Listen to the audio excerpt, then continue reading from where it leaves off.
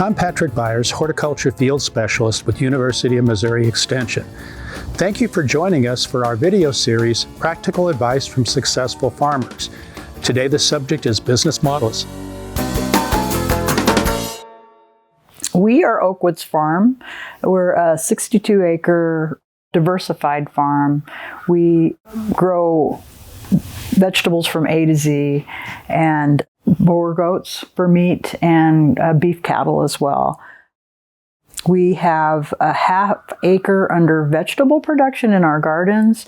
A quarter-acre of that is in high tunnels. So half of what we do is in high tunnels. We've been gardening full-time since 2013. We market at two farmers markets, Webb City Farmers Market and Joplin Empire Market. We also direct market here from our farm store, online. We work with two restaurants, a school district now. That's actually been a very good experience. It's been a very good experience. I encourage everyone to try to take advantage of the farm to school program now. So online, two restaurants, a farm stand, and two farmers markets is how we market our product.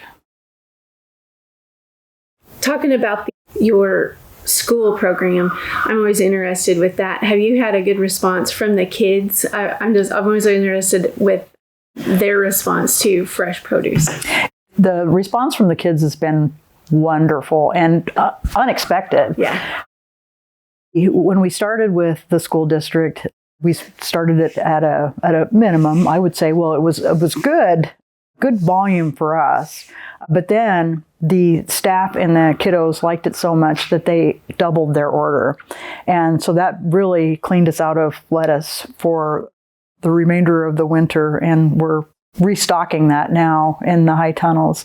So very encouraging. And to me, it's fresh, it's local, it tastes better, it's crunchy, and just delicious. And kids know. That is great. I'm so excited that they liked it and that it was a positive experience for them. I'm interested also, how was it economically for you? Because I know sometimes when you sell to restaurants and institutions like that, it's typically a wholesale program. Was that your experience? That was not my experience. So part of our business model is that, and this includes the restaurants, if we can sell it at our full retail price and move it at our full retail price, and that's what they're going to pay for it. And the restaurants that we work with, they understand that. They know we're a small farm, and so they pay what we ask. And then the school district did as well. So we're getting our full retail price. So that's what you would pay at the farmer's market or in our online store or at our farm stand. The school pays that same price. I think that's an excellent point to make, that you are a farm, but you're a business, and you're here to make a profit. So thank you for pointing that out. There are lots of opportunities to market your product and market our product. And I forgot to mention that we do a small natural food store too in Carthage. But you have to make sure that those are going to be profitable for you. The farmer's market by far, with packing up everything, taking it to market, having people there to help us sell the product, it's a big chunk of expense actually to go to market, but that's where we move the majority of our product. So that's been very profitable.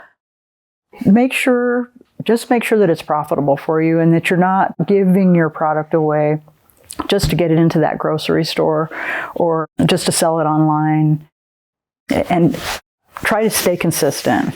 And I think that's really helped us. We're very consistent across all of our marketing channels, all of our sales channels.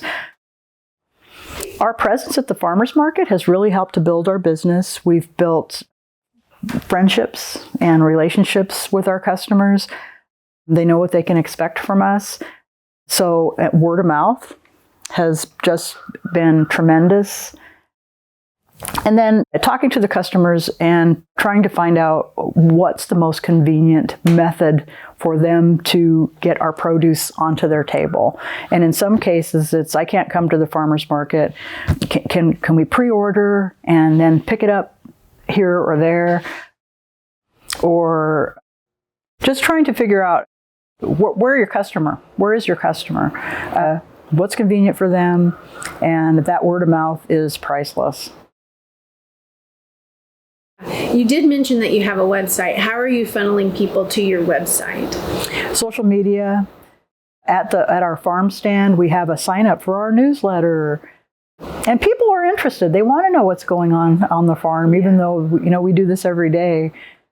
And it's work, but work that we love. It's really interesting to people what's going on out here, what's growing, what we're seeding, what we're doing.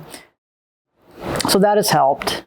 The newsletter drive more. Do you do any value-added sales or anything like that? Farmers market. I will tell you, we did venture into value-added, and so we'll dehydrate our ginger. We'll make chili seasoning mixes with all of our chilies. We take cabbage actually, and once a year in October we make bierox. We rent the kitchen at Oak Street Natural Market and make bierox, and that goes over really well for winter sales. But we've actually pulled back from value added. There is profit to be had there. Our farm is very small. At this point, we're a 3-person farm, so we really have to make the choice of what we want to do and make sure that we don't spread ourselves too thin. So we kind of cut the value added out, and we're focusing more on vegetable production. That's good to know. Having your priorities. Do you have a time or a season? I'm sure you have an off season, not necessarily an off season, but maybe a slower point. Do you have any goal planning point of your season that you sit down with your team on your farm, that you do any goal planning or kind of how you foresee the year? Yes, that's usually in January. Mm-hmm. After all of the books have come in and we're closing 2023, the past year. How did we do? And what do we want to do in the coming year? And how are we going to get there? Mm-hmm. And we just actually finished that process. Mm-hmm. Yeah. And coming back to the value added, it helps to clarify where you're really making money, what you really want to do.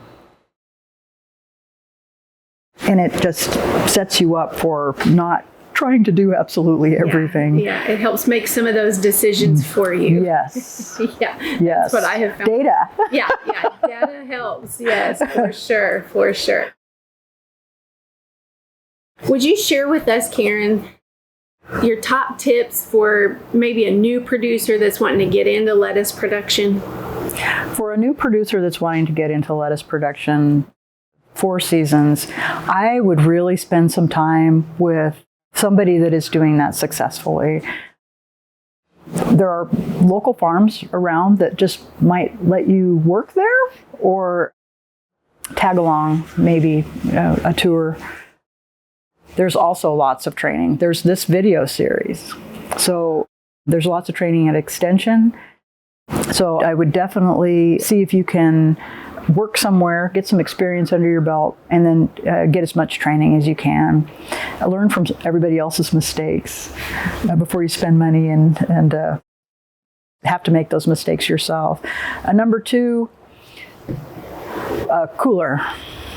You really need a cooler.